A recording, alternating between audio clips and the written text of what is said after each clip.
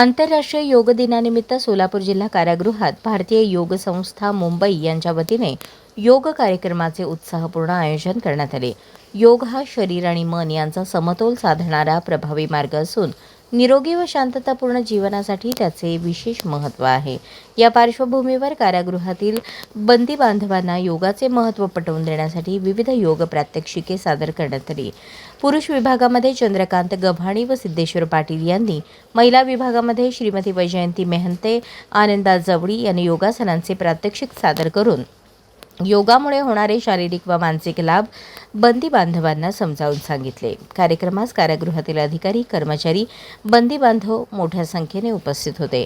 हा उपक्रम महाराष्ट्र राज्य कारागृह व सुधार सेवा विभागाचे अप्पर पोलीस महासंचालक व महानिरीक्षक डॉ. सुहास वारके यांच्या संकल्पनेतून आयोजित करण्यात आला.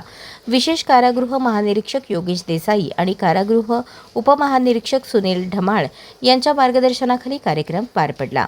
कार्यक्रमाच्या यशस्वी आयोजनासाठी प्रभारी अधीक्षक बीरू एस खळबुटे, तुरुंगाधिकारी निलेश गायकवाड, सुभेदार नामदेव भोसले, हवालदार नीलकंठ खाडे तसेच इतर कारागृह अधिकारी व कर्मचाऱ्यांनी विशेष परिश्रम घेतले.